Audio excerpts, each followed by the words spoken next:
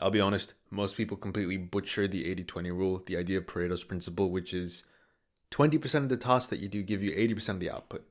And it's kind of an excuse to do less. And you've probably seen a million different thumbnails on YouTubers' videos and things like that are like, how I get more done by doing less. How I study for 4 hours throughout the week and still get top scores in my classes. And, those videos with thumbnails that go from like failing student to 99 or A pluses or whatever it is. And you've probably seen a million different videos like that. I won't put up any thumbnails of things, but gonna guarantee you've seen them. They go super, super viral. This is not one of those videos where I just break down tasks and stuff that you can do. It's not going to be that.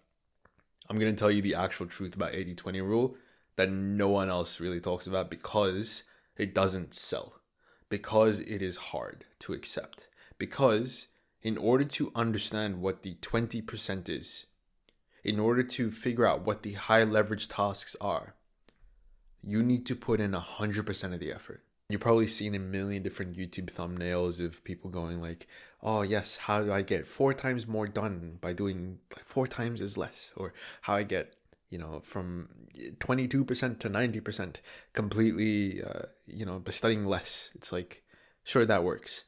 But you have to keep in mind that the people that are making these videos are already med students. They're already people that got into selective entry school. They're already engineers. They're already doctors, whatever it is. Or they're studying to be those things. These are already people that are performing at really, really high levels. I'm going to go off on a limb and say if you're watching this video, you're probably not one of them. So why on earth would you think that by you doing less, you will end up getting more output? Doesn't make sense. The only reason that the people who are making those videos are able to preach and promote the idea of doing less work is because they've already done so much effort that they know what their 20% is. You don't know what your 20% is. In order to figure out what that 20% is, what that small little chunk of work that you actually need to do is, you need to put in 100%. There's no other way to go around it. That's the part they never tell you. That's the unconventional truth around the 80-20 rule. In order to figure out what the 20% is, you first have to do 100% of the work.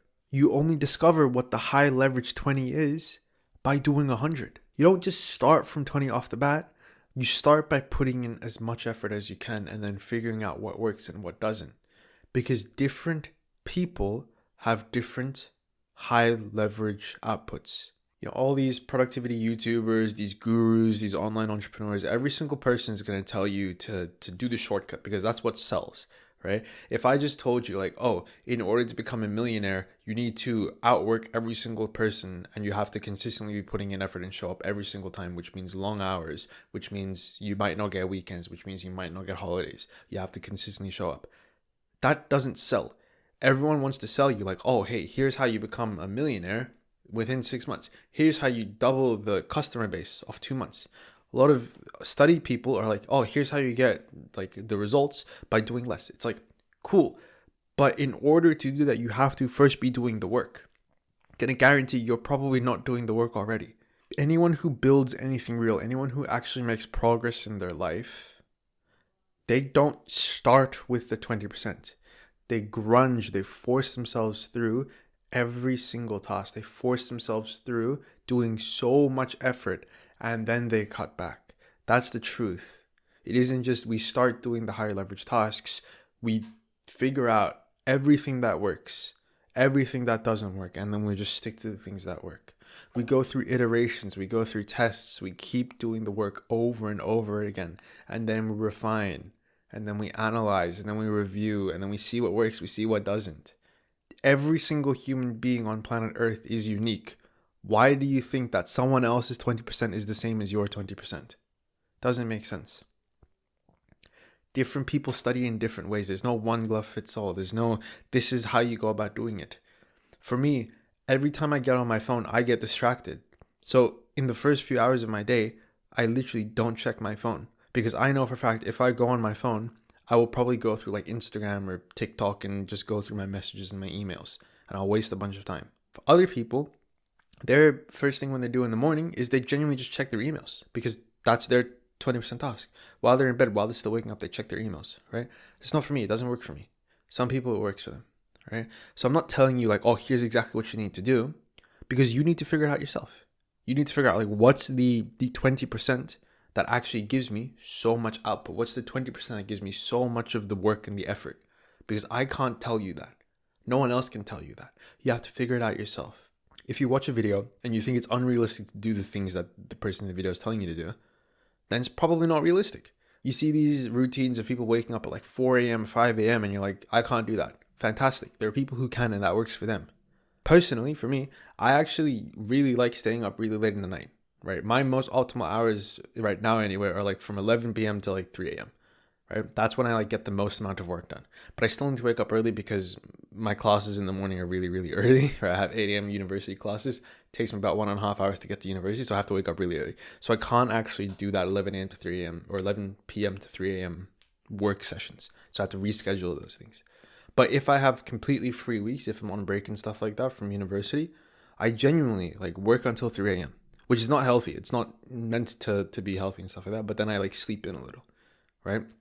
Because for me, my 20% is that period of time, that block of time.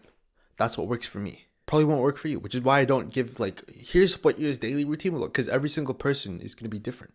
There's no single clear way that we can go, okay, here's what your daily routine should be. Here's how you should map out your day. You should start at 8 a.m. You should start at 5 a.m. and then you should go up until like 9 p.m. and then clock off all things at 9 p.m. and stuff. It's like different people do different things. We all have different fingerprints. We all have different brains. We all have different experiences. Why on earth would my experience, my 20% be your 20%? Doesn't make sense. Okay. So next time you hear someone say and talk about the 80-20 rule or Pareto's principle or whatever they want to call it, just keep in mind that that's that person's 20%. You need to figure out what your 20% is. And you can only do that by actually putting in the effort, putting in the work, by putting 100% of the effort in first. It's the unconventional truth, and it's unfortunately the only truth. And no one's going to tell you this because it doesn't sell. Right? It's just the truth. That's it. That's the video. Don't like, don't comment, don't sub. Log off and do something else now. See you tomorrow.